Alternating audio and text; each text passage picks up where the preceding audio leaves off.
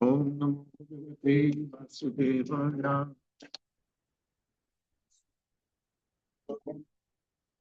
Om Namo Bhagavate Vasudevaya. Namo Bhagavate Vasudevaya. Narayana Sankritya.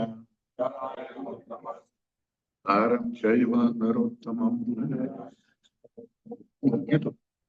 Em Saraswati Vyasam. Tato Jayamudiraye. Ashtaprayesva Bhadreshu. Nityam Bhagavata Sevaya. Bhagavatyuttama Shloke. Bhaktir Bhavati Naistiki.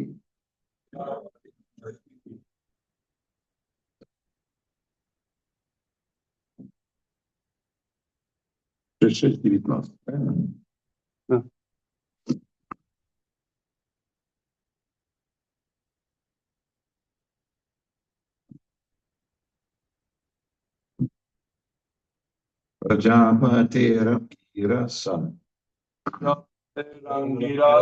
Swadapati Pitrin Atha. Swadapati Pitrin Atha. Atharvam Gira Samvedam. Atharvam Gira Samvedam. Pratvecha Karot Sati. Pratvecha Karot Sati. Давай. Пословный перевод. Праджапатех Ангира... Праджапатех Ангираса. Prajapate Angirasa. Свадхапатни Питриннатха. Swadhapati Pitrinatha. Атхарвам Гирасам Веда. Atharvam Gira Samvedam. Путратвеча Каротсати. Putratvecha Karot Sati.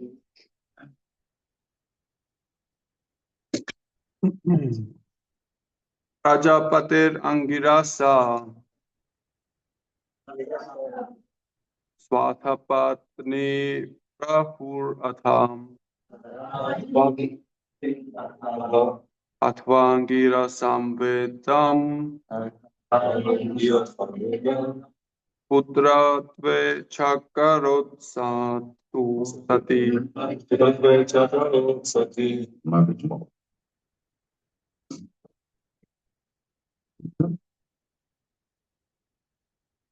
Prajapate Girasa. Narapatre Ningirata. Sarvagira Samveda. Putratvecha Karosati. Prajapati Angirasa. Swathapatni Hingirata. Atharvagira Samvedam. Putratvecha Karosati. Пословный перевод. Праджапатех Ангираса. Prajapati Angirasa. Праджапати по имени Ангира. Prajapati по имени Ангира. Свадха. Swadha. Свадха. Патни. Patni. Жена. Питрин. Питов. Атха. Затем. Атхарва Ангираса. Ратишан Таркни. Атхарва Ангираса. Воплощающий Путратве сыном. Ча и. Акарот приняла. Сати. Сати.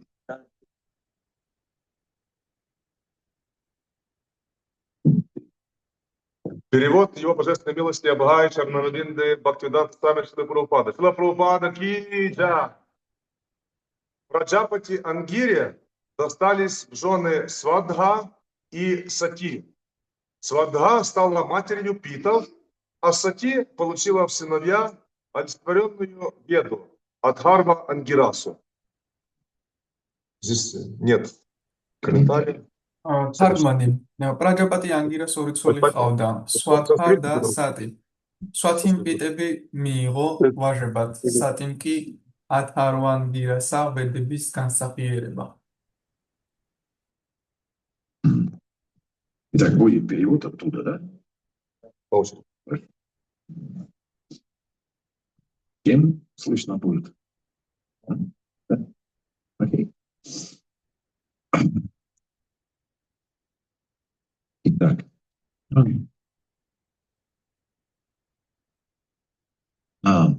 это последняя глава истории Дакши.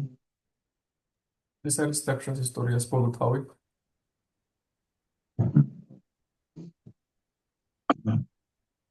И на самом деле история Дакши для нас с вами очень важна и положительна. და სინამდვილეში დაქშას ისტორია ჩვენთვის ძალიან მნიშვნელოვანია.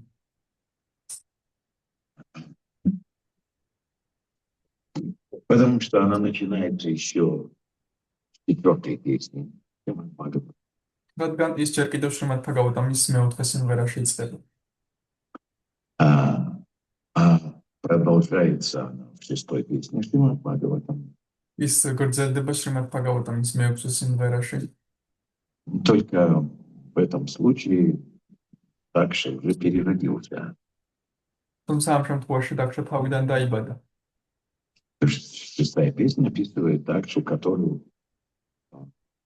переродился в новом рождении. Его также называют Дакша. მეექვსე სიმღერაში აღწერია დაქშა, რომელიც თავიდან დაიბადა, მაგრამ ამ დაბადებაშიც დაქშას уწოდებენ მას. Но тенденция его внутренняя духовная жизнь, в общем-то, не изменилась. მაგრამ მისი შინაგანი მდგომარეობა არ შეცვლილა. И давайте поймем, почему Бхагаватам уделяет этому внимание.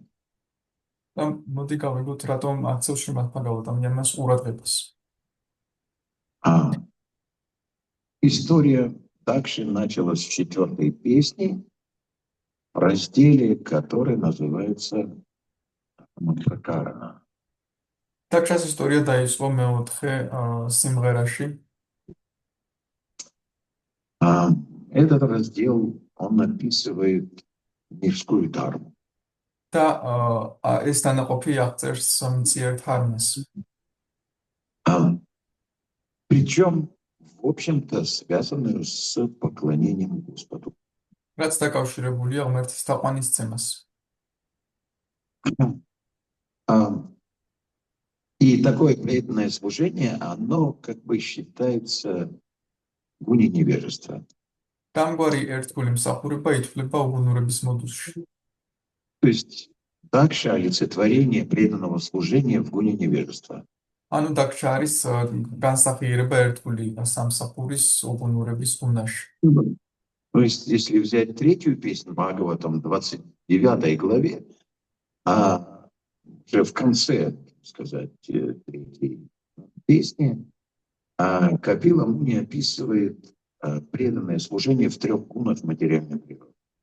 შრიმად ფაგავატამის მესამე სიმღერის ბოლოში კაპილა მუნი აღწერს ერთგულ სამსახურს მატერიალური ბუნების 3 მოდულში. И затем, как бы, 4-я песня, она как бы продолжение этой идеи, которая описывает Капила Муни, преданное служение в 3 гунах, и отсюда все эти истории 4-й песни Шримад Бхагаватам. Это Дакша, это Друва на страсти, затем Притху, это преданное служение в гуне благости, и Прачеты, это чистое преданное служение на трансцендентном уровне. და მეოთხე სიმღერა გაგრძელება ამ თემის, ეს მეოთხე სიმღერაში მოცემული ისტორიები მაგალითად დაქშას ისტორია არის უგუნების მოდულში ერთგული სამსახური, შემდეგ პრითუს ისტორია, შემდეგ ტრუას ისტორია, პრაჩეტების და პრითუს და პრაჩეტების ისტორია. И сама история Дакши, она показывает, что преданное служение в Тамагуне, к чему оно приводит и насколько оно опасно. თვითონ დაქშას ისტორია გვუჩვენებს ერთგულ სამსახურს тамагунაში, სად მივყავართ და რითია ის საშიში. Почему? Потому что Кришну невозможно удовлетворить Тамагуной. რადგან კრიშნას ვერ დავაკმაყოფილებთ тамагунათი. То есть Тамагуна, она никак не связана с Кришной, потому что он самый чистый. тамагуна არაფრითაა დაკავშირებული კრიშნასთან, რადგან კრიშნა ყველაზე წმინდა. Итак, преданное служение в Тамагуне порождает оскорбление. тамагунაში არსი იმაშია, რომ тамагунაში შესრულებული ერთგული მსახურება შობს შეურაცხყოფებს. Причем нужно понимать, что вот тенденция оскорблять, она может начаться с маленького, но она имеет свойство развиваться. თანაც უნდა გვესმოდეს, რომ შეურაცხყოფების ტენდენცია შეიძლება პატარათი დაიწყოს, ცოტათი, მაგრამ მას აქვს ტენდენცია განვითარების. И, например, мы можем там начать с оскорбления какого-то обычного преданного. მაგალითად, ჩვენ შეიძლება დავიწყოთ ჩვეულებრივი ერთგულის შეურაცხყოფით, Но начав, мы остановиться не можем. მაგრამ როცა დავიწყოთ, ვერ გავჩერდებით. В конце концов, мы можем закончить оскорблением Уттамадхикари, такого как Господь Шива. საბოლოო ჯამში შეიძლება დავასრულოთ ისეთი ვაიშნავის შეურაცხყოფით, რომელიც უტამათიკარია, როგორც უფალი შივა. Таким образом, история Дакши, она как бы очень важна для нас, для того, чтобы мы сделали правильные выводы. Бхагаватам учит нас того, каким не надо быть и каким надо быть. ასე რომ დაქშას ისტორია ჩვენთვის ძალიან მნიშვნელოვანია, რადგან სწორი განსხვავების გამოტანა ვისწავლოთ, ბჰაგავატამი გვასწავლის, როგორი უნდა ვიყოთ და როგორი უნდა ვიყოთ. Второй момент важный этой истории — это то, что вот когда мы превращаем процесс преданного служения в религиозность, მეორე მნიშვნელოვანი მომენტი ის არის, რომ როდესაც ერთგული მსახურების პროცესს რელიგიურობად გარდაქმნით, то неизбежно возникают серьезные проблемы в духовной жизни, и эти проблемы описаны в этой истории. მაშინ სერიოზული პრობლემები იწყება სულიერ ცხოვრებაში და ეს პრობლემები აღწერილია დაქშას ისტორიაში. Потому что мирская религия — это то, что, как бы связано с проявлением этого мира, двойственности, да, рага и двеши. რადგან მიწიერი რელიგია დაკავშირებულია ამ სამყაროს ორმაგობასთან, რაგასთან და დვეშასთან. И неизбежно двеша, она приводит к оскорблениям, которые заканчиваются, будем говорить, головой козла, да? და დვეშას აუცილებლად მივყავართ შეურაცხყოფებით, რომლებიც სრულდება თხის თავით. И это тоже Бхагаватам намекает нам: вы не думайте, что это так просто. Можно ведь и в тело животного угодить. და ეს ბჰაგავატამი და არ იფიქროთ, რომ ეს ასე უბრალოა. Помимо этого, мы видим, что Дакша раскаялся. ამის გარდა ვხედავთ, რომ დაქშა მოინანია. В конце этой истории он раскаивается, он просит прощения. ამ ისტორიის ბოლოს ის ინანიებს პატიებას ითხოვს. Но внутренний менталитет не меняется. მაგრამ შინაგანი მენტალიტეტი არ იცვლება. Это фальшивое раскаяние. ეს ტყუილი მონანიება. Вот как ребенка побьешь, и поскольку он получил то он раскаивается. Но не потому, что он понял, а потому, Мага- что он получил. მაგალითად ბავშვს სცემ და ის ინანიებს იმიტომ რომ შენს სცემენ და არა იმიტომ რომ აცნობიერებს რატომ ინანიებს. И то же самое, вот он только оскорблений совершил, раскаялся, но тенденция совершать оскорбления не ушла. Предыдущая глава, она как раз говорит об оскорблении уже народы, то есть другого чистого преданного. ამგვარად მან მოინანია, მაგრამ შეურაცხყოფის ტენდენცია არ შეცვლილა და ეს თავის ზუსტად ვიყოფა უკვე მის სხვა შეურაცხყოფას ნარადას წმინდა ერთგულის შეურაცხყოფას.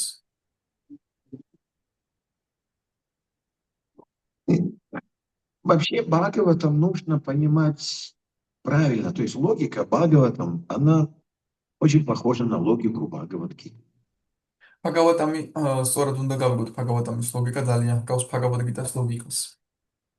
Мы, когда изучаем Бхагаватам, должны понимать, что вот какая у нее логика. Она такая же, как и в Бхагават-гите. В Бхагават-гите первая глава – это квалификация слушателя, и в Шримад Бхагаватам первая глава, первая песня тоже квалификация слушателя. როცა ფაგავატამს ვკითხულობთ, უნდა გვესმოდეს რა ლოგიკა აქვს მას. ის მას ფაგავატ-გიტასნაირი ლოგიკა აქვს. ფაგავატ-გიტას პირველი თავი ეხება მსმენელის კვალიფიკაციას და ფაგავატამის პირველი თავი ეხება მსმენელის კვალიფიკაციას. То есть в Бхагават-гите там Арджуна квалифицированный слушатель, а Дурьодана – это неквалифицированный слушатель, который не может понять Бхагават-гиту. А Шримад Бхагаватам – это мудрецы Наймишарани, это минимальный уровень слушателя. Затем Вьясадева, который слушает народу своего наставника, и Парикшит Махарадж, который является высшим проявлением слушателя.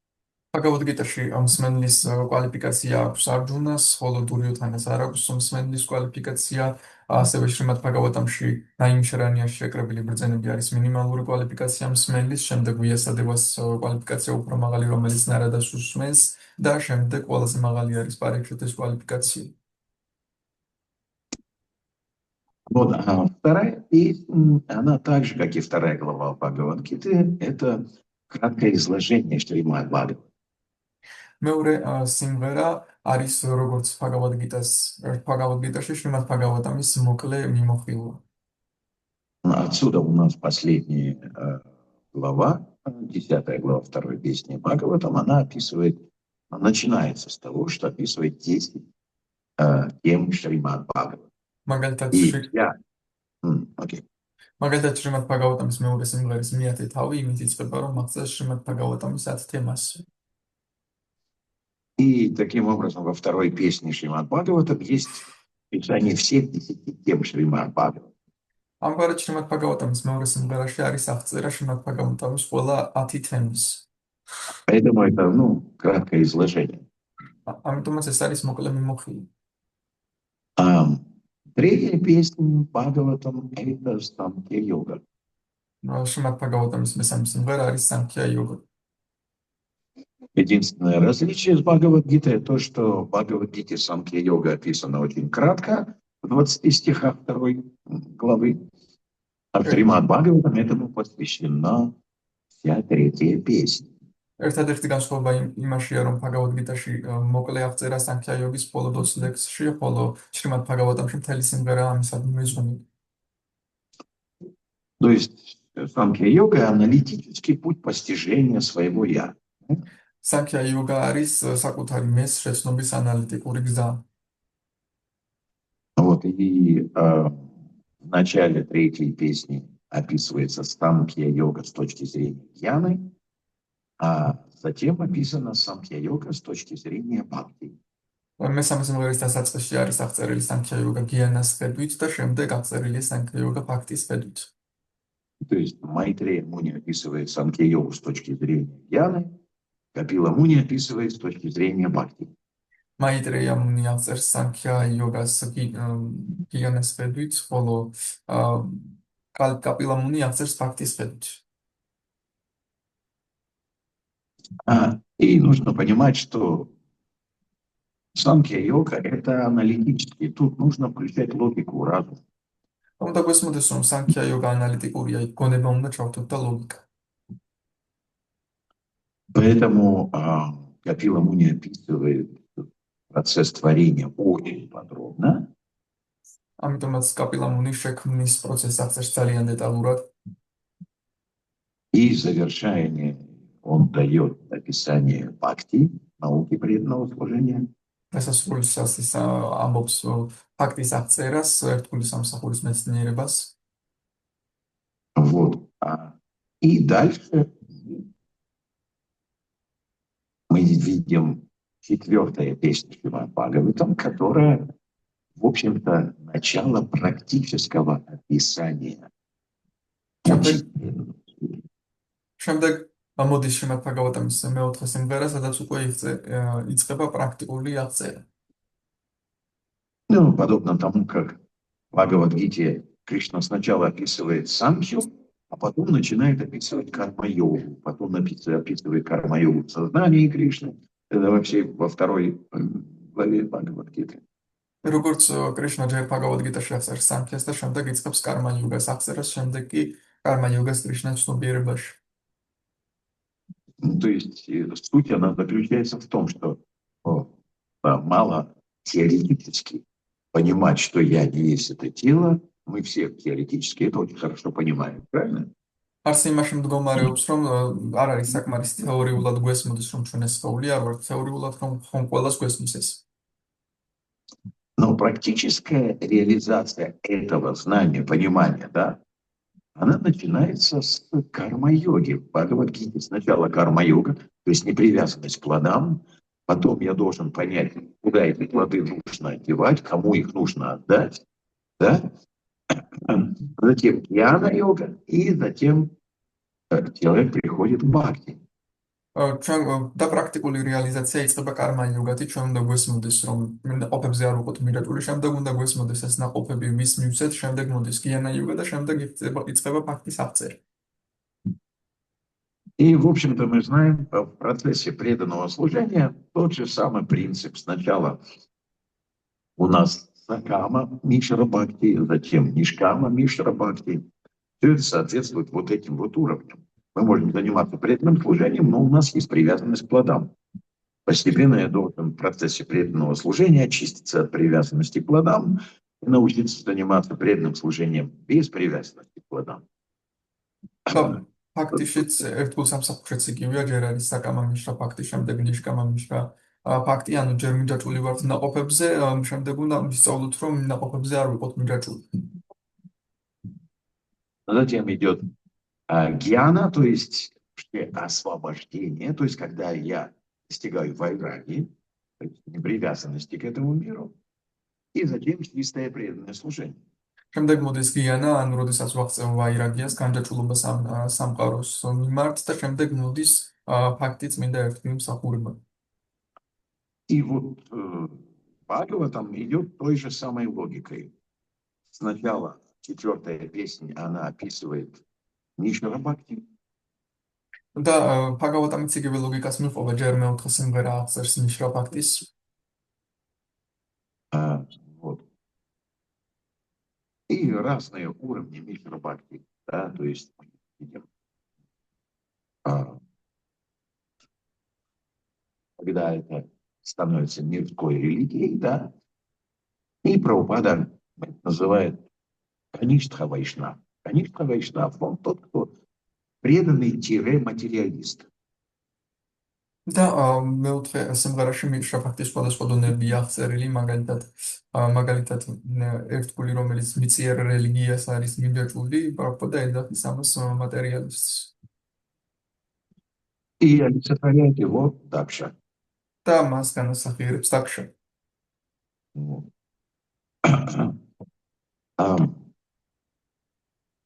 Да, Дакша, он поклонялся Вишну. И причем очень фанатично. კი, დაქშა ვიშნუს ეთაყვანებოდა და თანაც ძალიან ფანატიკური. Очень фанатично. ძალიან ფანატიკური. Он был настолько фанатиком Вишну, что не принимал никого другого, ни Шиву, ни Браму, всех отвергал, он просто был, будем говорить, такой канишка, ну, что ни на есть канишка. Да? То есть ის такой фанатик, ну, как мы часто бываем в начале. ის იყო ძალიან ფანატიკოსი, ის იღებდა მხოლოდ ვიშნუს ფანატიკურად ეთაყვანებოდა მას და უარყოფდა ყველა სხვას, შივას და ყველა სხვას იყო კანიშთა ფანატიკოსი. И логика, она простая. Вот, понимаете, я могу фанатично следовать правилам, предписаниям, но вот этот фанатизм, он порождает также и нарушение этих же правил. Потому что он же становится гордым таким, гордится этим. А тут, что тут Шива делает-то? Зачем? Можно его убрать-то. То есть я уже считаю, что я могу менять правила. Поэтому следовать строго правилам и менять эти правила или не следовать им, это, в принципе, одинаковая вещь. ჩვენ შეიძლება ფანატიკურად მივყვებოდეთ წესებს, როგორც დაგშააკეთებდა ამას, მაგრამ ეს აუცილებლად მიგუპას იქამდე, რომ დავარღვოთ ამ წესს, იმიტომ რომ როდესაც ფანატიკურად მივყვებით წესებს, ჩვენ ავამაყდებით და შემდეგ შეიძლება ვთქვათ, შივა რატომ უნდა იყოს აქ მოვაშორო და დავარღვევ ამ წესს, რადგან მე უკვე ვთვლი, რომ შემიძლია წესების შეუცვალო.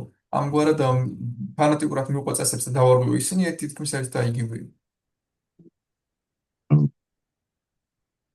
И что мы имеем? Мы имеем человека, который превращает преданное служение в мирскую религию. ასე რომ ჩვენ გვაქვს ადამიანი, რომელიც ერთგულ სამსახურს აქცევს მიწიერ რელიგიად, Которая, в общем-то, порождает не путь преданного служения, а что-то противоположное. რომელიც აჩენს არა ერთგული სამსახურის გზას, არამედ სრულიად საპირისპიროს.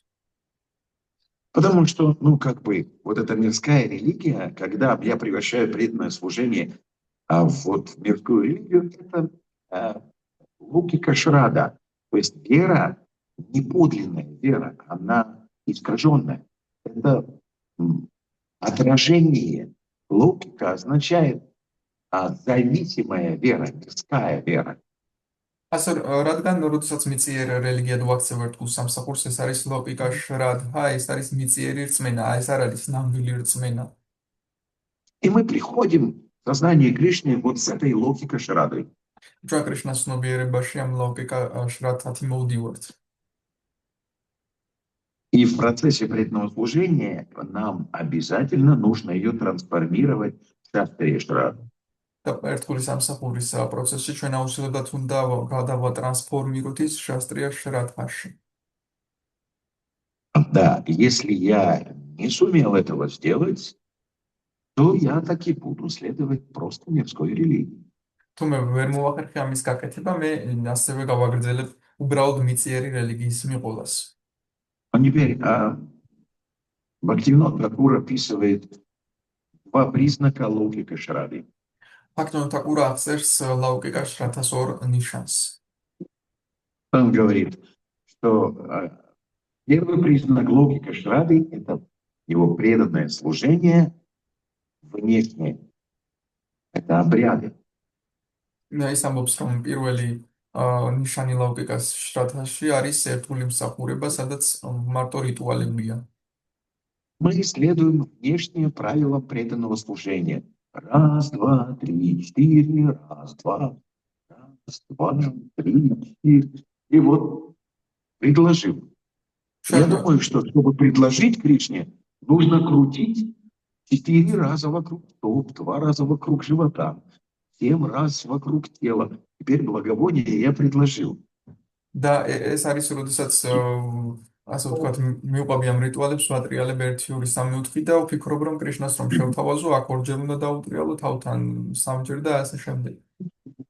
Хотя, в общем-то, суть предложения всех этих элементов материальной природы, потому что все, что мы предлагаем божествам, это элементы материальной природы. Земля, вода, огонь, воздух и эфир. სინამდვილეში კი ამ შეთავაზების მთელი არსი ან მატერიალური ენერგიების ელემენტების შეთავაზების წელი არის წი, რადგან რასაც ჩვენ ვთავაზობთ, არის მატერიალური ელემენტები, მიწა, წყალი, ცეცხლი, ჰაერი, ეთერი. Запах – это элемент Земли. სუნი არის მიწის ელემენტი. Предлагаем запах, да? Вода, огонь, воздух и эфир. წყალი, Чама? ცეცხლი, ჰაერი და ეთერი. Все это, ну, как бы, и в чем суть? Суть в том, что Панчаратрика, она помогает мне предложить Кришне свое тело, состоящее из этих пяти. არსი იმაშია, რომ პანჩარატრიკა მეხმარება კრიშნას შევთავაზო ჩემი სხეული, რომელიც ამ ელემენტებისგან შედგება. Я предлагаю Кришне свое тело и говорю: Кришна, мое тело – это твоя собственность. მე ვთავაზობ კრიშნას ჩემს სხეულს და ვეუბნები კრიშნა, ჩემი სხეული შენი საკუთრებაა. В этом суть. ამაში არის. Это Панчаратрика виде. На уровне Панчаратрики мы очищаемся физически. На уровне Бхагавата виде мы очищаемся ментально. ეს არის არსი პანჩარატრიკა ვითის დონეზე ჩვენ ფიზიკურად ვიწმინდებით და შემდეგ ვიწმინდებით მენტალურად. Таким образом, глубокое изучение священных писаний дает возможность нашу вот эту логику шраду, ее разбить в шастре шраду. ამგვარად ღრმა შესწავლა წმინდა წერილების საშუალებას გვაძლევს, რომ ჩვენი ლაუკიკა შრადჰა განვაუთავოთ შრადჰამ. Итак, второй признак логика шради, который описывает Бхактивинод Тхакур, это гордыня. ლაუკიკა შრადჰას მეორე ნიშანი, რომელსაც აღწერს ბჰაქტივინოდ თაკურა, ეს არის სიამაყე. Пока я сохраняю гордость, я не смогу трансформировать свою веру. სანამ მე სიამაყეს ვინარჩუნებ, მე არ შემიძლია ჩემი ერწმენის ტრანსფორმირება შასტრი შრადჰაში. Почему? Потому что гордость не дает возможность получить знания. Если я гордый, я могу запомнить знание, но получить его в сердце не могу.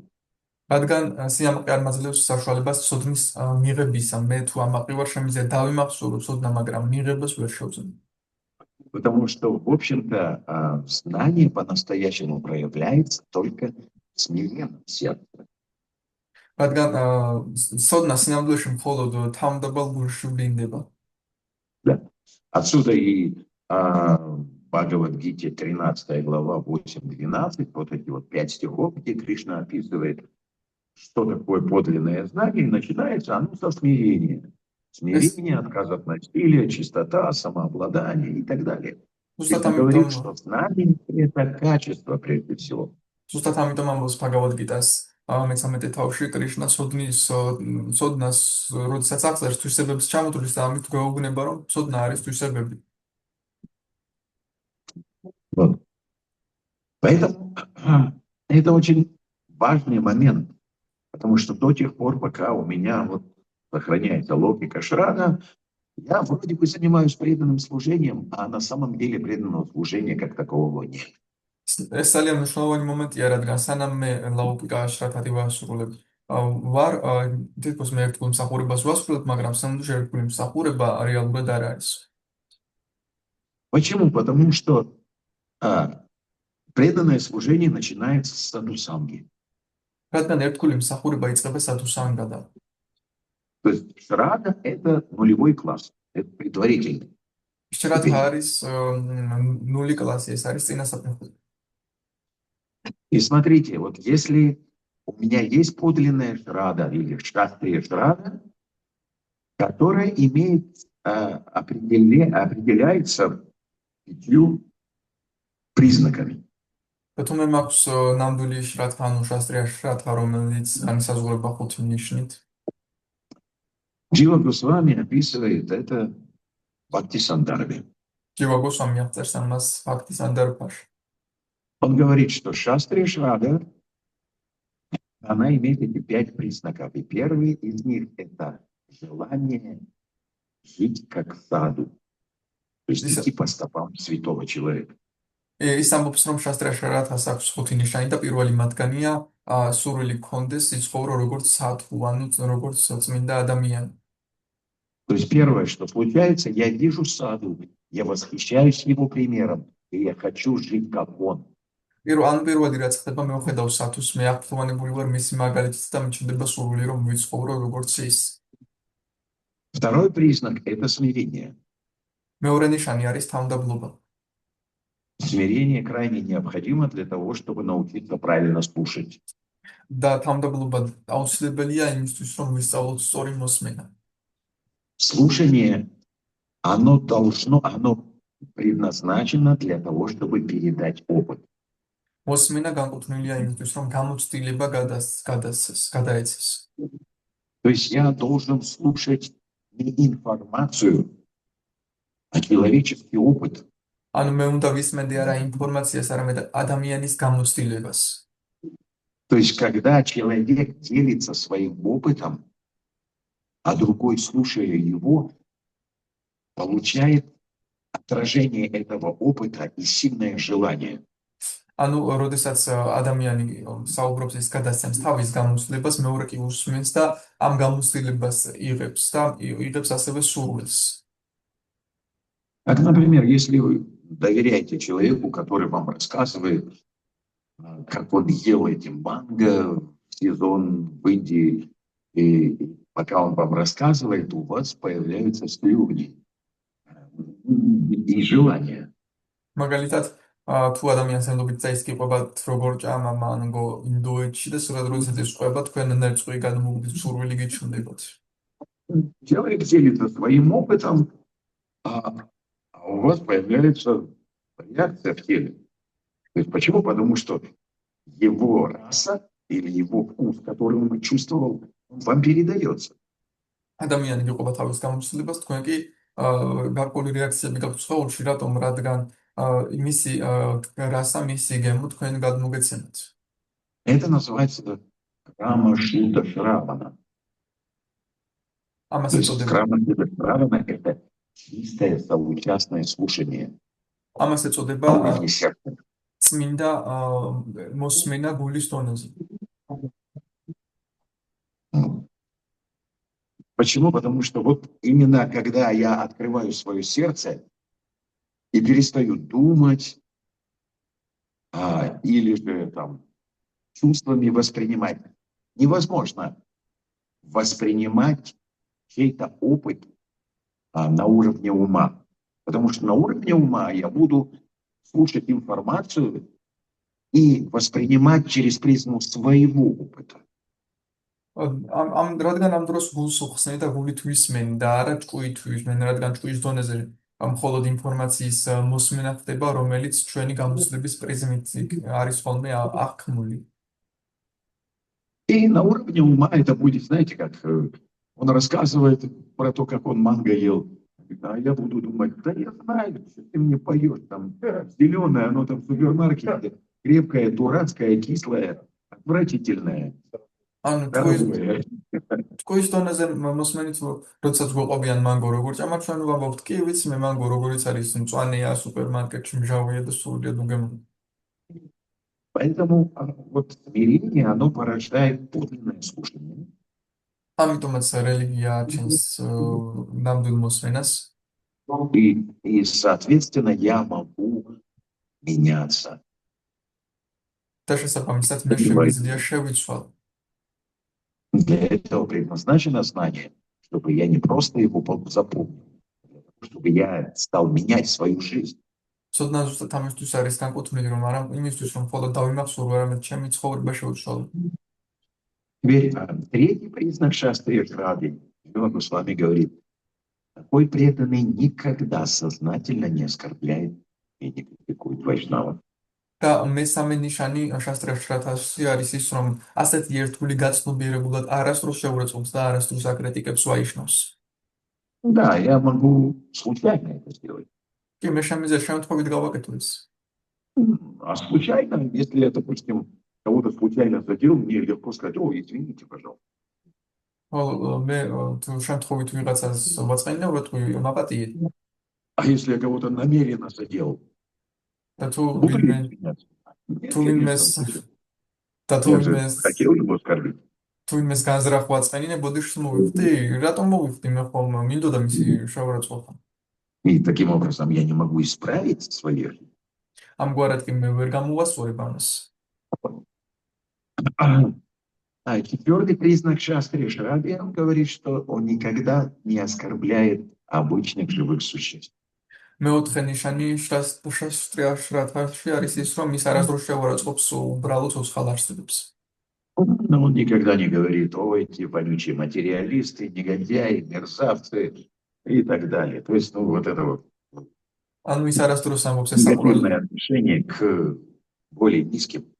საყურებლები მატერიალისტები არამზადები და ასე შემდეგ ანუ ის არ გამოხატავს უპატივცემულობას მათ მიმართ ვინც უფრო შეიძლება დაბლა იდგეს Почему? Потому что он понимает, что ну, я вообще-то такой был, а вообще-то хуже, чем многие из них. რადგან მას ესმის რომ მე მათზე ბევრად უარესი ვარ Наверное, разве не так? ასე არ არის Мы с вами были хуже, чем многие из материалистов, потому что среди материалистов есть также и нравственные материалисты. ჩვენ მათზე ბევრად უარესი ვიყავით რადგან მატერიალისტებს შორის ასევე არიან მორალური მატერიალისტებიც Да, морально-нравственные материалисты, они есть. მორალურად ზნეობრივი მატერიალისტები არიან Да. А скорее всего мы пришли совершенно безнравственными, да, в сознании. და დიდი ალბათობით ჩვენ მოვედით სრულიად უზნეობი ხომ კრიშნას ცნობიერებაში Поэтому гордиться нечем-то вообще. Да. ამიტომაც არაფრით აქვს საერთო არ გვაქვს სიამაყის საფუძველი И последний, пятый признак Шастри Шраби. Кришна рассеивает его сомнения в сердце. მეხუთე ნიშანი შრათაში არის ის რომ კრიშნამ მის გულში მის ეჭვებს ასე ვთქვათ გაქარწყლებს Кришна говорит об этом в Бхагавад-гите. Я даю ему разум, при помощи которого он может прийти ко мне. კრიშნა ამბობს ამ შესახებ ბჰაგავად-გიტაში მე მას ვაძლევ გონებას რომლის დახმარებითაც მას შეუძლია ჩემთან მოვიდეს Так вот, вот это основа для преданного служения. ეს არის საფუძველი ერთგული მსახურებისთვის Если у меня есть этот шрада, тогда я могу заниматься саду-сангой. თუ მე მაქვს ეს შრათა მე შემიძლია დავკავდე სათუსანგათი Потому что суть саду-санги, я учусь служить Кришне через вайшнава.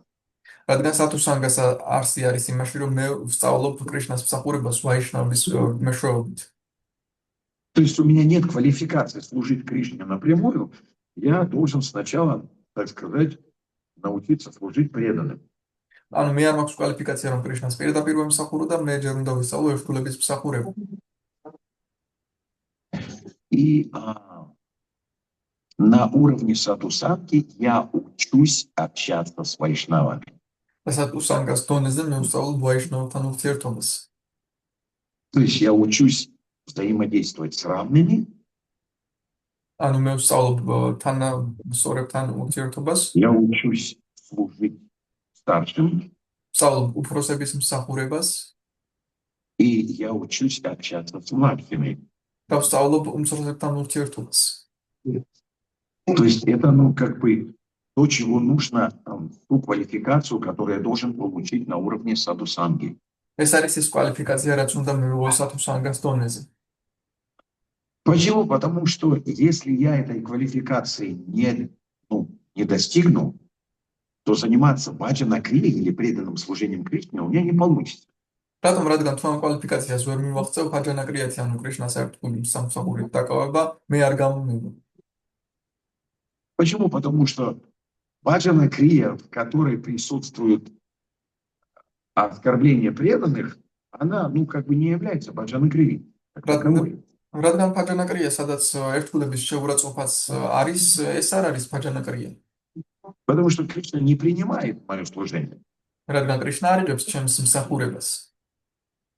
Ведь бхакти — это взаимообмен, правильно? Это не то, что я служу, Кришна, ты обязан.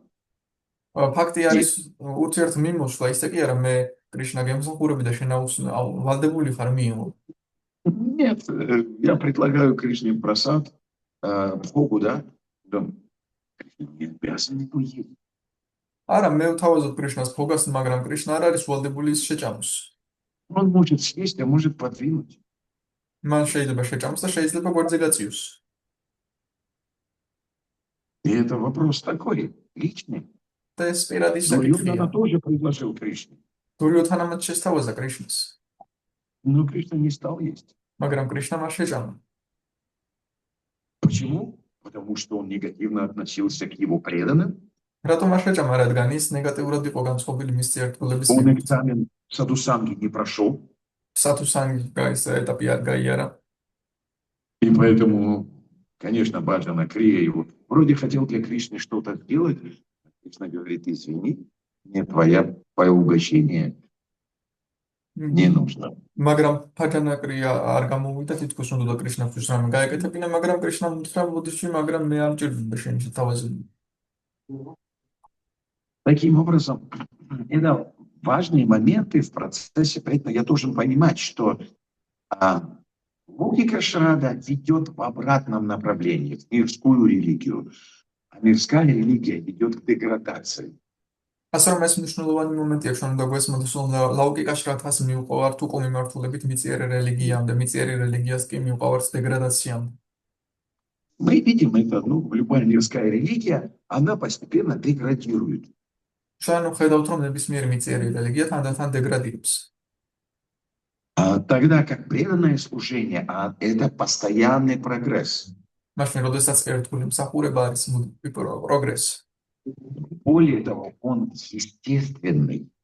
ამაზე მეტიც ის ბუნებრივია. И естественный как раз заключается в том, что я сначала прохожу садусангу, и это преданное служение Кришне считается уже. Кришна принимает служение вайшнавам как служение ему. ბუნებრივი კი ის არის, რომ მე ვასრულებ სათუსანგას და ეს ითვლება ერთ მსახურებად, რადგან კრიშნა ემკლების მსახურებას იღებს როგორც მის მსახურებას. Дальше я занимаюсь преданным служением под руководством вайшнавов, и вайшнавы для меня источник энтузиазма, источник вдохновения и духовной силы. შემდეგ მე ვასრულებ ერთგულ სამსახურს ვაიშნავების ხელმძღვანელობით და ვაიშნავები ჩემთვის არიან ენთუზიაზმის და სულიერი ძალის წყარო. Тогда баджана крия принимается, даже если она выполняется несовершенно. და მაშინ ფაჯანაკრია მიღებული იქნება, თუნდაც ის არ სრულყოფილად იქნა შესრულებული. К примеру, вы хотите удовлетворить вайшнавов, готовите прасад и предлагаете его Кришне. მაგალითად, თქვენ გინდათ ვაიშნავები დააკმაყოფილოთ, ამზადებთ პრასადს და მას თავაზობთ კრიშნას. Даже если вы пересолили, Кришна поест. თუნდაც ზედმეტი მარილი მოვაყაროთ, კრიშნა შეჭამს. Или вы сделали что-то не так, ошиблись. ან რამე არასწორად გააკეთოთ და შეცდით. Я помню, как Таня Чандра рассказывал, как первый раз он прасад поел. И это был такой, знаете, мюсли такое в сахаре. მახსოვს ჩაიტანია ჩანდრა ყვებოდა როგორ შეჭამა პირველად პრასადი. И он рассказывает, что это был как камень. ის შაქრიანი იყო და ქვასავით იყო. და ჩაგეკბიჩა კარგად რომ Я засунул его в рот и никак не прокусывает. პირველში ჩავიდე და ვერაფრით ვერ ყოფეჩავდი. Его размягать и так далее. В общем, он был приготовлен явно не по технологии. და ის არ იყო მომზადებული ტექნოლოგიურად. Но когда я его съел, я понял, что такое, что я поел вообще, что происходит со мной, вообще не понял. მაგრამ როცა ვჭამე რა მაგარია საერთოდ რა არის ეს რა მიმართება ეს რა არის.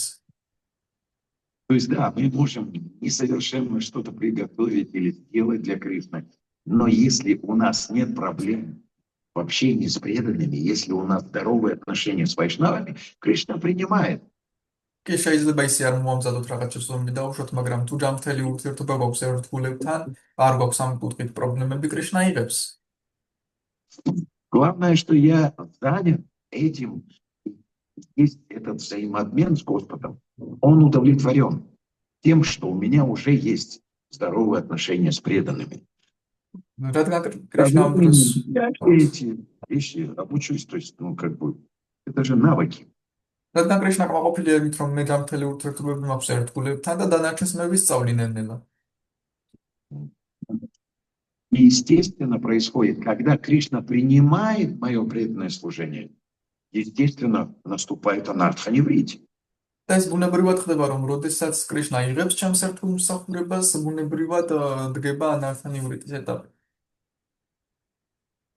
Поэтому логика развития, она очень простая. Саду санга, баджана крия, анартха-неврити. Если они естественно идут, то, я не испытываю каких-то сложностей. ამიტომაც განვითარების ლოგიკა ძალიან მარტივია. სათუ სანგა ბაჯანა კრია ანართანივრიტი ან მე თუ ამას მივყვები ბუნებრივად, არანაირ დიდ სირთულეებს არ განვიცდი. Некоторые считают, что анартха-неврити это очень сложный период. ზოგიერთი თვლის, რომ ანართანივრიტი ძალიან რთული პერიოდია. Как у подростка. როგორც მოზარდს. Но на самом деле, если я естественно прохожу процесс развития, он не должен быть таким сложным. Это все равно, что сказать, я моюсь под душем, и мне сложно очищаться. მაგრამ სამდროში თუ ბუნებრივად გავდივარ, ამას ეს არ იქნება ძალიან რთული. ეს ისევეა, რომ დუშის ქვეშ ვიბანდე და ვამბობდე მე ჩემთვის რთულია გაწმენი. Да, сложно тогда, когда я привязан к этой грязи. კი, И она რთული მაშინ არის. я думаю, куда же ты вожделение? რთული მაშინ არის, როდესაც მიჯაჭული вар ამ ჭოჭოს ის მიდის და მე ვამბობ, ой, საწავი და ეს უნება. Да не так? Потому что если я по-настоящему преданный, я радуюсь, когда очищается, правильно? მაგრამ როდესაც მე ნამდვილად ერთგული ვარ, მიხარია როცა ვიწმინდე. Поэтому естественный процесс преданного служения, оно не связано с какими-то серьезными проблемами в духовной жизни. Серьезные проблемы – это признак того, что я неестественно развиваюсь. ასე რომ ბუნებრივი განვითარება ერთგული მსახურების არ არის დაკავშირებული ძალიან რთულ პრობლემებთან სულიერ ცხოვრებაში. სერიოზული პრობლემები იმის ნიშანია, რომ მე არაბუნებრივად ვითარდები. Итак, 4-я песня Бхагаватам, она начинается с этого и говорит нам: не занимайтесь преданным служением гуни невежества. ასე რომ შრიმად ბჰაგავატამის მეოთხე სიმღერა ამით იწყება და გვეუბნება, რომ არ დაკავდეთ ერთგული მსახურებით უგუნურების გუნაში. То есть не делайте преданное служение внешне, как это делал Дахша. ანუ არ შეასრულოთ კრიშნას ერთგული მსახურება, როგორც ამას დაქშა აკეთებდა. Следующее – это Друва Махарадж. То есть, чтобы завершить эту тему, иначе у меня будут такие проблемы. Козлиная голова и следующая жизнь снова в теле оскорбителя. რომ დაგვესმოდეს, რომ სხვაგვარად ჩვენ გვექნება პრობლემები თხის თავი და შემდეგი ცხოვრება კიდევ შეურაცხყოფლის სხეულში. Теперь Друва Махарадж – это преданное служение гуни страсти, мотивированное. Я пришел, чтобы что-то получить от Бога. ამგვარად რუა მაჰარაჯი არის ერთგული მსახურება ვნების გუნაში, მე მოვედი რომ მოერთისგან რაღაც მივიღო. Вот такой подход может сработать тогда, когда мы такие же наивные, как Друва Махарадж. ამგვარმა მიდგომამ შეიძლება იმუშაოს, როდესაც ჩვენ რუა მაჰარაჯის ნაირი გულუბრყვილოები варთ. Наивный почему? Потому что он ребенок, он вообще не понимал, для чего ему это царство. Для чего ему что он там с ним делать будет. Он вообще еще вот этого не понимал.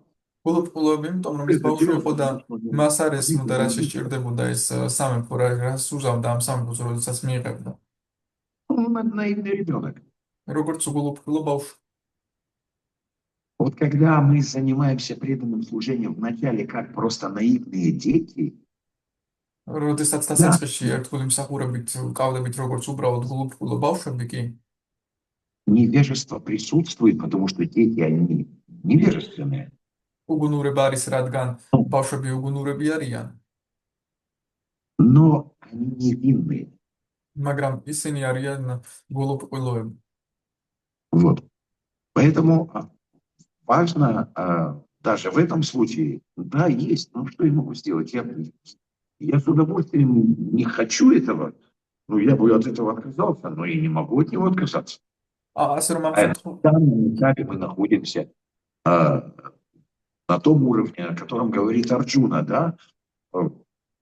Что человек будет делать, если он вроде не хочет вожделения, но приходит, и он ничего с этим сделать не может. ასეთ მდგომარეობაში ვამბობთ, რომ მე მაქვს ეს ყველაფერი, მაგრამ რა გავაკეთო, როგორ გავთავისუფლდე, როგორც არჯუნა ამბობს, რა ქნას ადამიანმა, როდესაც აქვს ნება, მაგრამ ვერაფერი არ იცის რა უქნას მის. Точно так же, как и ребенок, он не может отказаться от чего-то запретного. ასევე ბავშვიც ვერ ამბობს უარს რა იმაზე, რაც აკრძალულია И нельзя от него требовать. და ვერ მოსთხოვ მას. Да. И Господь-то и не требует, понимая, что ну, ребенок в духовной жизни. მაგრამ უფალეს არ ეთქოს, რადგან ესმის, რომ ბავშვია სულიერ ცხოვრებაში. Но когда этот ребенок начинает себя вести жестоко по отношению к своим братьям, то тут же наказание неизбежно. მაგრამ როდესაც ბავშვი უკვე სასტიკად იქცევა სხვა ძმების მიმართებაში, იქ უკვე სასჯელი გარდაუვალია. Это там, где мы получаем наказание. Поскольку Друн Махарадж, он был в этом плане чистый, наивный ребенок. იქ უკვე ვიღებ სასჯელს, მაგრამ დრუა მაჰარაჯა ამ კუთხით სულთა იყო, გულუბრყვილო ბავშვი იყო. И он просто принял наставление своего гуру и следовал очень строго. მან უბრალოდ მიიღო თავისი გურუს დანიგებები და მიჰყოლოდა მას ძალიან კაცრად. Он просто делал то, что говорил Нарада. ის უბრალოდ აკეთებდა იმას, რასაც ამბობდა ნარადა. Поэтому он достиг совершенства. ამიტომაც მიაღწია სრულყოფილებას. Вот. В этом случае вот качество садханы, оно очищает нас от своих мотивов, да, грязного сердца. ამგვარად სათანას ხარისხი გუწმენს ჩვენი მოტივებისგან თუ ჩვენი გულისგან. Да, и в этом случае получается так, что я прихожу в сознание Кришны с материальными желаниями, но в процессе эти материальные желания исчезают, и я только радуюсь этому. აქ ხდება ის, რომ მე მოდივარ კრიშნას ცნობიერებაში მატერიალური სურვილებით, მაგრამ ამ პროცესში მატერიალური сурвилები ქრება და მე მხოლოდ მიხარია ეს.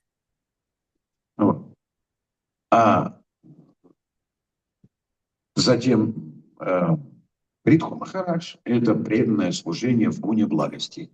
შემდეგ მოდის პრითუ მაჰარაჯა, ეს არის ერთგული მსახურება სათნოების მოდულში. Он с самого начала чистый, ის თავიდან воплощение Бога, წმინდა ღმერთის ინკარნაცია, и он блюститель дармы, религиозных принципов. თარმას მიყვება რელიგიურ პრინციპებს. И смотрите, тоже важный момент. Если я прихожу в сознание Кришны в гуне благости уже религиозным человеком, уже, ну, будем говорить, благочестивым, нравственным, моральным, то, естественно, мое преданное служение сразу начинается чистым. Там нет мишрапакти. ესაც მნიშვნელოვანი ნაწილია, როდესაც მე მოვდივარ უკვე სათნოების დონეში, კრიშნას ცნობიერებაში, როდესაც მოვდივარ უკვე სათნოების დონეზე ვარ, მაშინ ჩემი ერთგული მსახურება არის წმინდა და აღარ არის მიშრა. То есть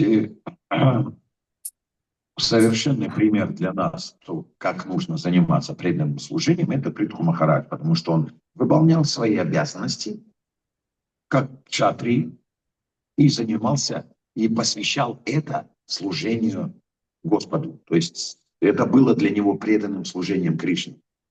და ჩვენთვის სრულყოფილი მაგალითი არის პრითუ მაჰარაჯის მაგალითი, ის ასრულებდა თავის კშატრიის მოვალეობებს და ამას უძღვინდა კრიშნას, ანუ ეს იყო სინონიმში ერთგული მსახურება კრიშნასადმი. Таким образом, гуна благости, когда я начинаю свое преданное служение в гуне благости, это означает, что я занимаюсь карма-йогой в сознании Кришны. ასე რომ როდესაც სათნოების გუნაში ვასრულებ ერთ გუნდს სამსახურს, ეს ნიშნავს, რომ მე ვასრულებ კარმა იოგას კრიშნას ცნობიერებაში. И она сразу приводит меня к совершенству. და მას მაშინვე მიუყავარ სრულყოფილებამდე. И последний пример – это прачеты. და ბოლო მაგალითი არის პრაჩეტები. И интересно то, что 4 глава начинается с Дакши и заканчивается с Дакши, потому что Дакша рождается сыном прачетов.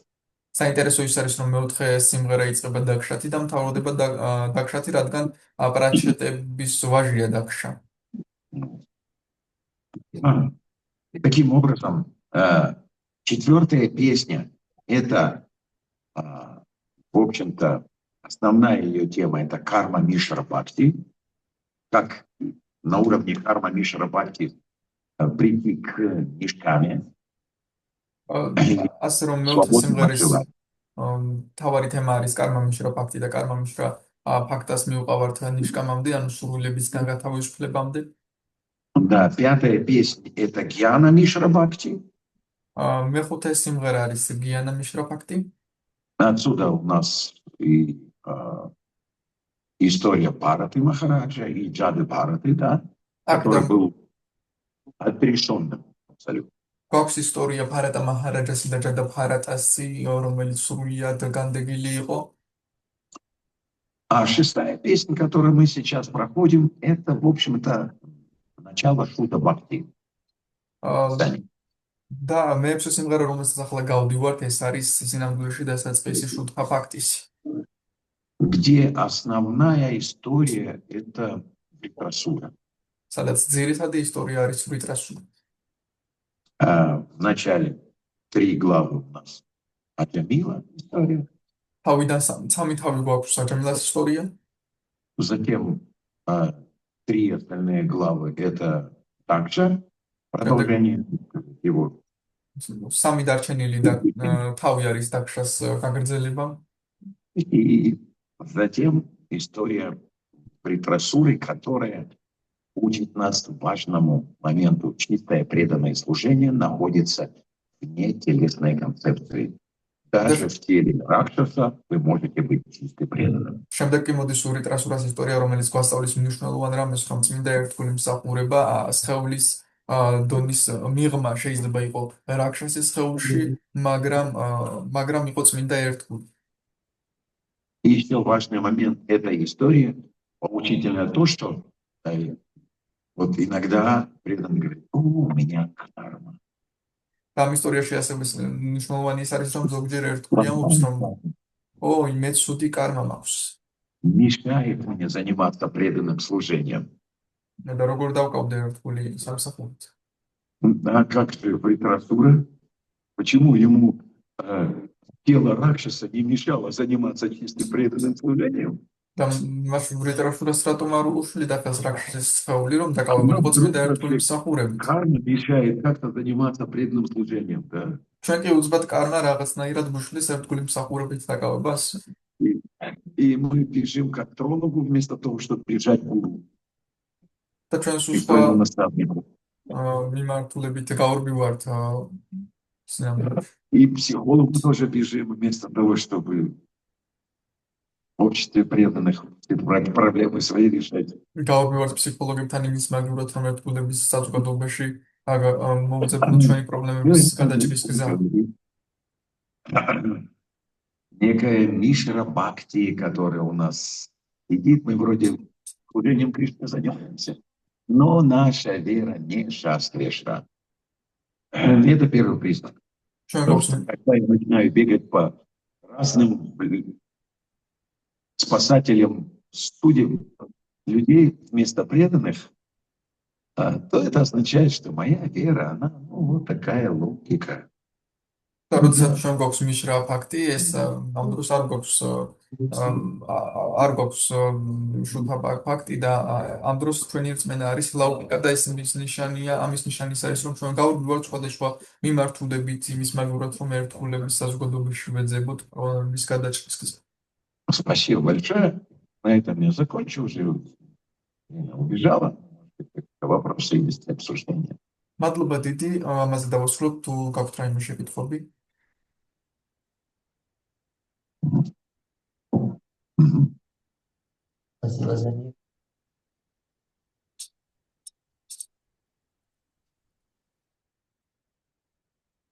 Полное невежество приводит к отношению означает. А можно громче говорить, и сзади вряд ли слышат, и вот там тоже.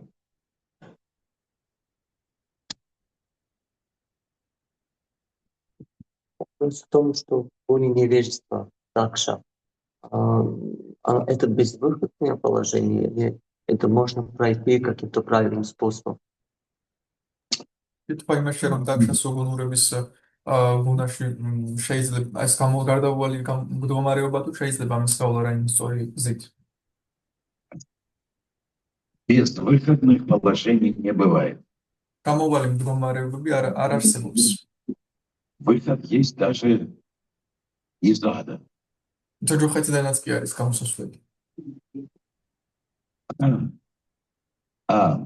Какой выход для человека, если он в тамагуне? რა გამოსავალი ადამიანისთვის რომ თუ ის ტამაგუნაში. Как ребенок. Ребенок, он в тамагуне. როგორც ბავშვი არის ტამაგუნაში. И для того, чтобы ребенок не действовал в тамагуне, он должен быть под руководством родителей. და იმისათვის რომ ბავშვმა არ იმოქმედოს ტამაგუნაში, ის მშობლის ზედამხედველობის ქვეშ უნდა იყოს. Тогда он ошибок не совершает. მაშინ ის შეცდომებს არ აკეთებს. Но если он такой гордый, მაგრამ თუ ის ასეთი ამაყია, что ему наставники не нужны, მე არ მჭირდება დამრიგებლები. он и сам все знает, მე ჩემითაც ყველაფერი ვიცი. потому что запомнил священные писания. რადგან დავიმახსოვრე წმინდა წერილები. И вследствие того, что он их запомнил, он стал очень гордиться тем, что он знающий преданный. და იმის გამო რომ დაიმახსოვრა ძალიან დამაყოფს იმით, რომ სოდნა ერთგულია. И проблема также была в этом, в том, что он был гордый, настолько гордый, что он думал, что он все знает. такშას პრობლემა ამაში იყო, ის იყო ამაყი და იმდენად ამაყი, რომ ის ფიქრობდა, რომ მან ყველაფერი იცის. Ему не нужны были наставники, მე არ не მჭირდება были там авторитеты. დამრიგებლები, ავტორიტეტები. А он сам, так сказать, ну что тут, зачем поклоняться Шиве? და მე თქვენ გადავწყვეტ, რატომ ვეთაყვანო შივას. Верховная личность Бога. ის არ არის მთების უზენაეს პიროვნება. Лично верховная личность Бога. ვიშნუა, რომ მთების უზენაეს პიროვნება. Поэтому можно, так сказать, отодвинуть. ამიტომაც შემიძლია გვერდზე გავწვიო. Ну, кто бы там ни говорил про него хорошие вещи, что он чистый преданный. ვინც არ უნდა თქვას მასზე კარგი რამები, რომ ის წმინდა ერთგულია. Ну, я так не считаю. მე არ ვთვლი ასე. Вот это положение так. ეს არის такშას მდგომარეობა. Потому что он неофит, რადგან ის ნეოფიტია. но проблема в том, что гордый неофит. მაგრამ პრობლემა იმაშია, რომ ის ამაყი ნეოფიტია. Поэтому единственная возможность для такого человека справиться и прогрессировать, это быть под руководством. ამიტომაც ერთადერთი შესაძლებლობა საშუალება, რომ გამოყვიდე აქედან და განვითარდე, უნდა იყოს ზედამხედველობის ქვეშ. Почему Прабхупада говорил, все мои ученики чистые преданные? რატომ ამ დაშლო პრაბჰუპადა? ყველა ჩემი მოსწავლე წმინდა ერთგულია. Это парадокс, потому что преданные слушали Прабхупаду и говорили, да, Прабхупада, наверное, вы не совсем знаете нас. Поэтому так говорите, не знаете, чем вы занимались. Вообще, პრაბჰუპადა შენ ასე იმიტომ ამბობ, რომ ალბათ მთლად არის რითი ვიყავით დაკავებულები. А Прабхупада говорил, не, это все внешнее. პრაბჰუპადა კი ამბობდა, არა, ეს ყველაფერი გარეგნულია. Вы под руководством своего гуру. თქვენი გურუს И вы ზედამხედველობის ничего не ქვეშ. придумайте. Просто делайте то, что я вам говорю. ამიტომაც აკეთეთ უბრალოდ ის, რასაც მე გეუბნებით და მიაღწევთ შედეგს. მორჩა. Поэтому, квалификация ребенка – это просто делать то, что говорят родители, тогда он никогда не ошибется. შემდეგ ეს რომ ბავშვი თუ აკეთებს იმას, რასაც მშობლები ეუბნებიან, მაშინ შეცდომას არ დაუშვებს.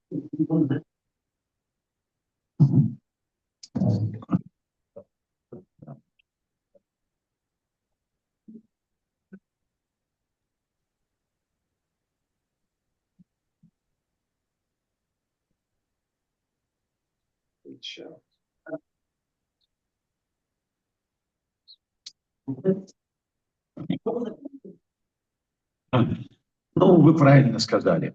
Это еще один выход. სწორად თქვით, ეს კიდევ ერთი გამოსავალია. Это еще один выход из этой ситуации. კიდევ ერთი გამოსავალი ამ То есть я სიტუაციიდან. делаю глупости, მე ვაკეთებ სისულელეებს. управляет Господь. То есть нужно понимать, у Кришны другой путь исправления. ამ შემთხვევაში კი უნდა გვესმოდეს, რომ კრიშნას გამოსწორების სხვა გზა აქვს. Он включает папочку,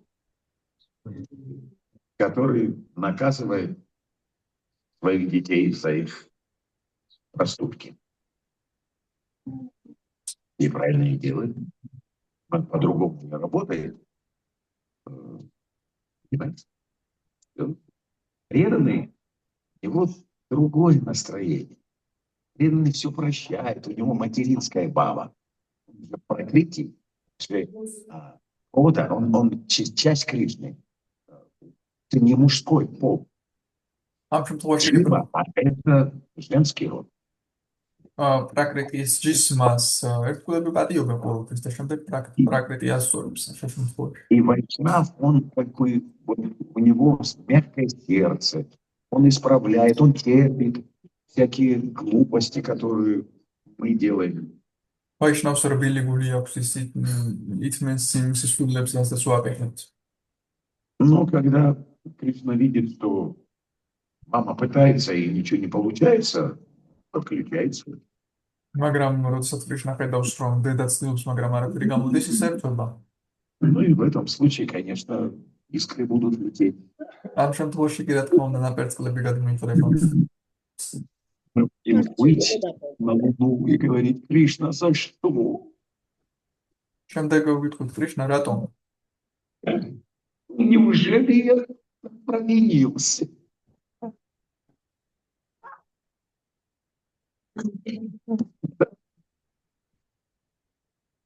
Кришна просто справедлив. კრიშნა უბრალოდ სამართლიანი. Ну и в этом случае тоже можем исправиться, конечно. ამ შემთხვევაში შეგვიძლია რა თქმა უნდა გამოვსწოროთ. Тумаки, но...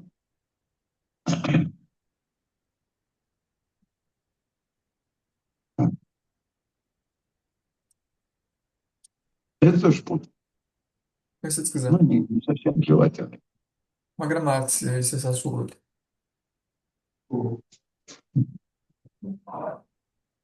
Говорили, что верующие, когда человек воспринимает с помощью ритма ума, да, получается так, что когда ума нету, если представить как границу, и там кто проверяет, а у него не прописано какой-то момент, а он просто не пропускает лично, а пропускает только мощнее. Носитель получается. То есть информация как носитель, сам опыт как пассажир. А на границе как-то нету такого записи, просто пропускают машину, а пассажиры оставляют. А машина уезжает, получается. Он не так представляет. Ну, это пример.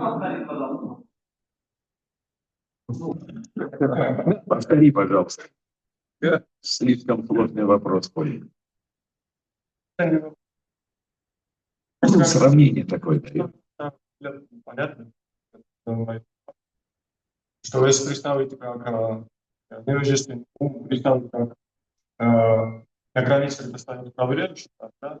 И если представить его как ум, там приходит личность на машине, который проверяет, а он просто не прописан, что вот такой личность может заходить на границу. Да?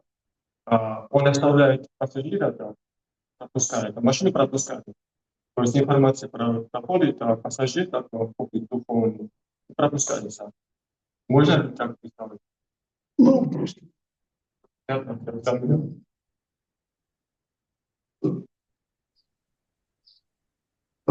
Я понимаю, с одной стороны, как бы вот этот пример, он показывает, что я мертвую вещь принимаю, то есть механическую вещь, то есть знание, которое не подкреплено опытом, а личность, которая олицетворяет вот этот опыт, я ее как бы отвергаю. Можно сказать так, в принципе. Не то, как не надо делать, да, это, в этом случае обычно шахтры они приводят простой пример. Ты слушаешь человека, как вы помните эту историю, да, слепому человеку другой объяснял, кто такой слон. Помните, да? Вот. А как он выглядит? Там хобот у него такой вот. Ух ты, это, наверное, как цапля, да?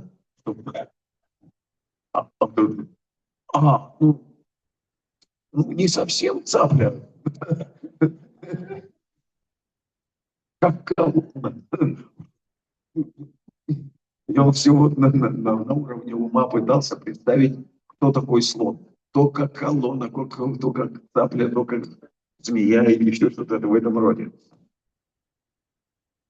Да. То есть, ну, какой ум плохой инструмент для того, чтобы понять то, что вам хотят донести. И это важный момент на самом деле. Ведь от этого зависит, сможем мы с людьми ладить или будем постоянно ругаться. Способность слушать человека, как он есть. Он просто без домыслов. Ведь наши домыслы, они всегда отрицательные. Человек что-то говорит, хочет как бы по-хорошему что-то, а получается как всегда. Я понимаю его как всегда, то есть отрицательно. Почему-то мы делаем выводы всегда отрицательные, вместо того, чтобы делать всегда позитивные выводы. То есть, например, человек, даже если человек пришел для того, чтобы вам что-то негативное сказать и вас как-то задеть, так? И он вам говорит с каким-то сарказмом что-то такое.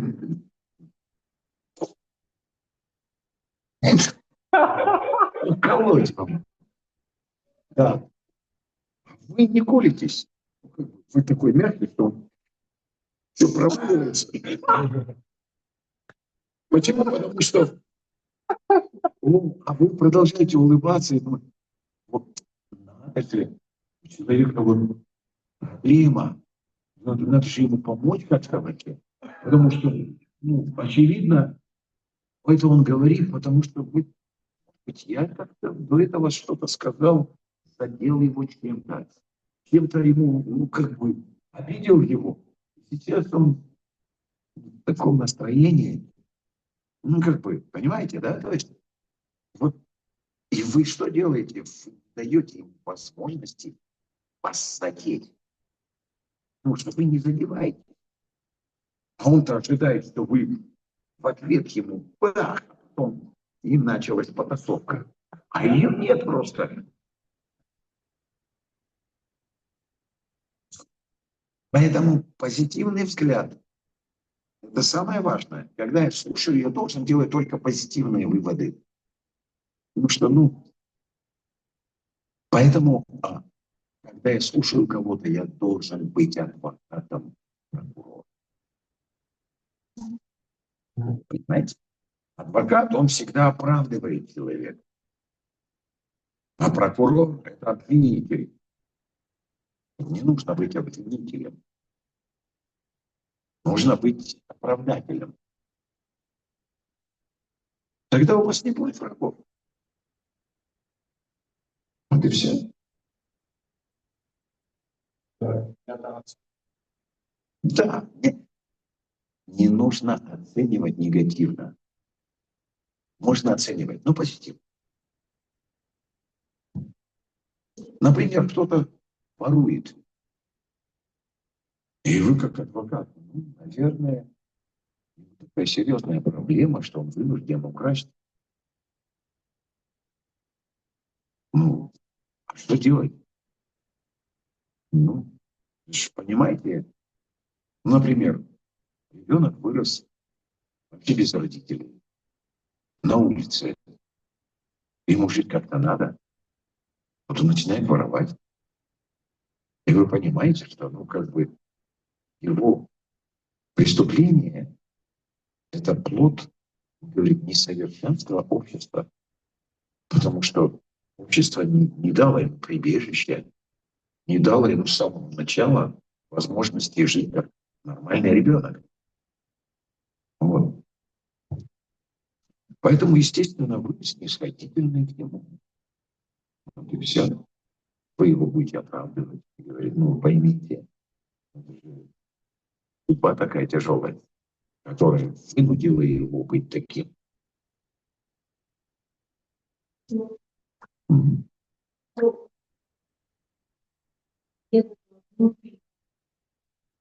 Да. არ გვესმის ჩვენ არაფერი ნიშნავ ნичего. М. Очень плохая связь. А, понятно. Значит, вот внутри я должен быть такой, но внешне не всегда. Когда? Наказать. Наказание тоже нужно. Но в том случае, если я несу ответственность, и если я ответственности за личность не несу, я не имею права его наказывать. Я могу наказывать только тех, за кого я несу ответственность перед Богом, перед старшими. Потому что, как бы, в этом случае я буду исполнять чужие обязанности. Если я хочу ему помочь, чтобы наказание принесло позитивный плод, его должен наказать тот, кто несет ответственность за него. Поэтому, видя проблему этого человека, я должен прийти к его наставнику, к его гуру, старшему, кто за него несет ответственность, и сказать, ну, проблема у человека, какие вещи делает. Обратите внимание, пожалуйста, помогите им исправиться. Это нормально. Но если я такой, ты что? Ты что творишь? Как ты поклонился? Ты правым плечом, а надо было левым. Но он тут же встречает это как сопротивление. И какое ваше дело вообще? Что вы ко мне пристали? Никакого позитива. Только оскорблений, понимаете?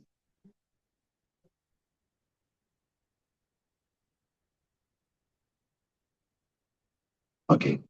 Спасибо большое. Бантараш Шримад Бхагаватам ки джай. Харе Кришна. Огромное спасибо за очень важный. Адираса Прабху ки джай. Да.